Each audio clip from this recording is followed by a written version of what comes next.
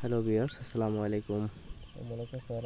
আজকে ঈদের দিন সকালে নামাজ পড়ে আসার সময় দেখতেছি যে একটা দোয়েল পাখি জালের সাথে পেঁচিয়ে আছে। কিন্তু অনেক ডাকাডাকি করছিল মানুষজন যাওয়ার সময়, কিন্তু অনেক মানুষই দেখছে, কিন্তু এটাকে কেউ ছাড়িয়ে দেওয়ার চেষ্টা করলো না। তারপর আমি আর কি এটাকে একটু ছাড়িয়ে দেওয়ার চেষ্টা করলাম। প্রথমে হাত দিয়ে অনেক চেষ্টা করছিলাম, কিন্তু এমনভাবে এটা পেঁচিয়েছিল, কিন্তু হাত দিয়ে সম্ভব ছিল না। তাই এখানে একটা পাশের বাসা থেকে একটা ব্লেড এনে তারপরে কাইটে তারপরে একটু ছাড়ানোর ব্যবস্থা করতেছি।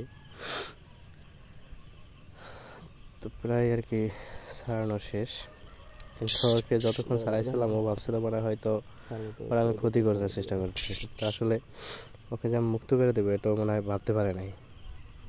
তো অবশেষে একে কমপ্লিটলিভাবে ছাড়ানো কমপ্লিট।